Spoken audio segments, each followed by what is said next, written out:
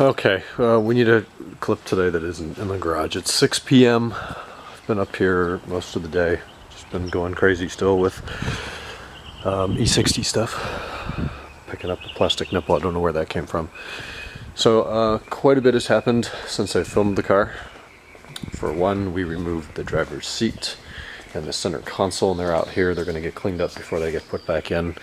And I'm not quite sure if we're ready to do that yet. I still have to put the clutch position sensor switch on the clutch pedal with which the car now has. And of course it's in a dark hole and the battery light's flashing. Let me just switch to the iPhone now.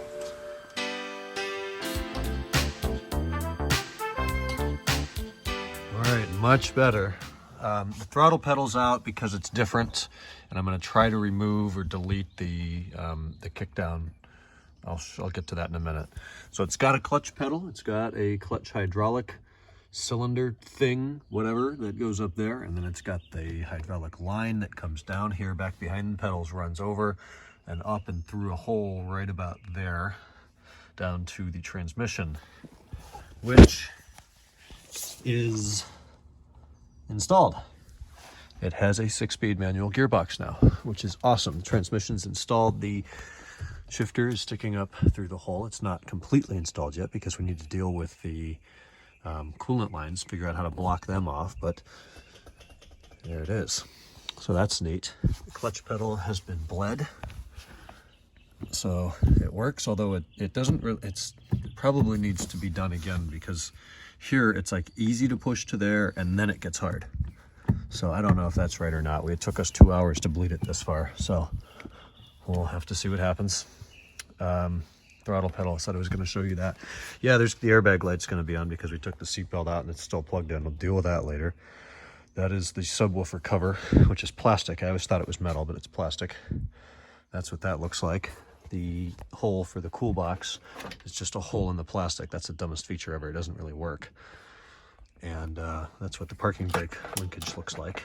Funky. I guess it always keeps even leverage on both cables though. Okay, throttle, said I was going to talk about that. And here it is.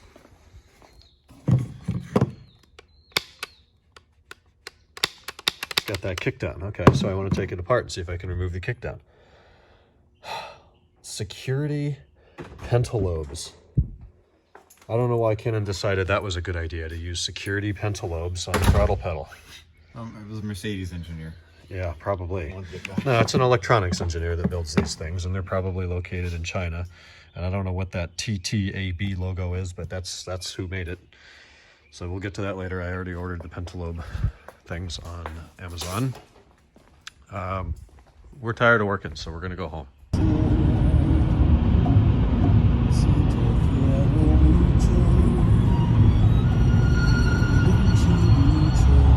Where are we getting dinner tonight? It's Ryan's call tonight. It's Smash Burgers where we're going. Hell yeah, it is. Before they all close, they're very good. They're going to be gone before long. There's only, did I say 4? There's 4 left in San Diego. In 10 minutes. There's no way. That's true. So we're going to head down there. There used to be a great Smash Burger in Del Mar. There was one in La Jolla. Both of those are gone. The only ones left are Mission Valley, but their website is totally unresponsive, so we have to drive. No, it was Kearney Mesa. That website doesn't work, so now we've got to go down to Fashion Valley, which is an extra few minutes south. There's one on Point Loma, and then there was one out in Egypt somewhere that we're not going to. Garage time. Fresh battery in the camera. So I gave you a bit of a shop update today. We've been very busy. My dad's friend Brad was here. Huge thanks to him for the help. We got a ton done this weekend with him spearheading some of the projects there with the transmission installation and the clutch pedal installation and the hydraulic lines and bleeding the clutch, and it's a lot of work. We're making a ton of mechanical progress. I have spent a lot of time in NCS Expert, and NCS Expert is software that I first saw used by Bobby back in, it's been a while. It's been a long time actually. It's probably been since 2013, 14, 15, something like that.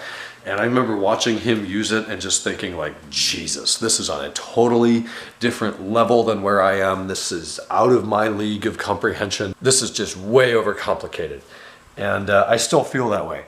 But I am proud to say I am proud to say that I feel way better about it, and I can actually use it now, and I understand the concept. The problem was nobody ever took the time to explain to me that what you're doing is querying a module for a trace file that you then import to NCS Dummy and gives you a UI and some translations to English, and then you can check boxes to change values, and then you save the file as a .man, and then you change the job in the editor, and then you rewrite the file now with the new changes that you just made in the Dummy tool.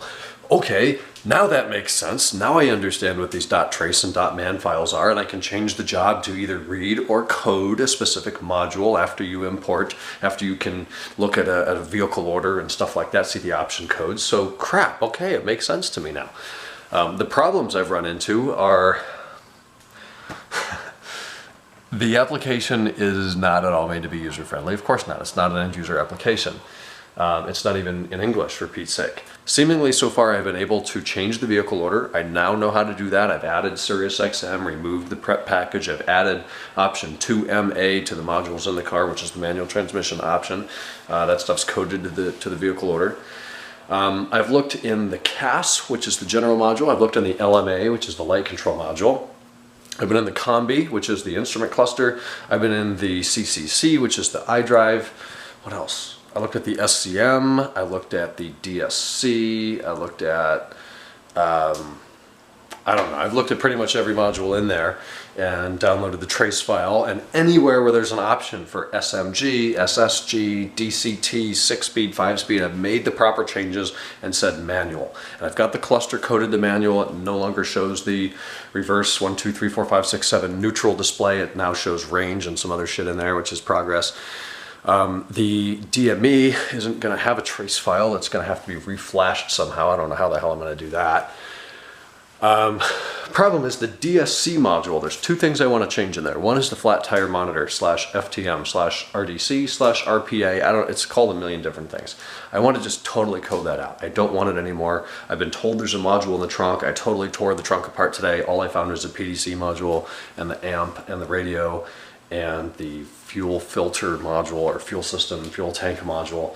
I cannot find the tire pressure monitor anywhere. Every single module that I have seen anything about the tire pressure monitoring in, I have disabled it. And most of it already was not active, but I've changed the live status and everything to not active. Yet every time you cycle the key, it still shows, oh, there's a fault, it's not there. Well, yeah, I'm trying to turn it off. So I don't know, if anybody knows anything about that, let me know. We have reduced power, EDC malfunction, DSC malfunction. We got a bunch of problems right now. There's still a lot of wiring and coding that needs to happen. That stuff sucks. I'm focusing on the mechanicals right now. So today's been long. I'm going to wait for those pentalobe screwdrivers tomorrow. We'll see about the throttle. I imagine that's one of the error codes, is it's looking for a throttle pedal and doesn't see it. So that might be a reduced power warning with the DMU plugged in. But Kenan and I got Smashburger tonight. It was delicious. We watched some YouTube for the last 2.5 hours. I really missed the NBA, and I'm going to bed. Good night.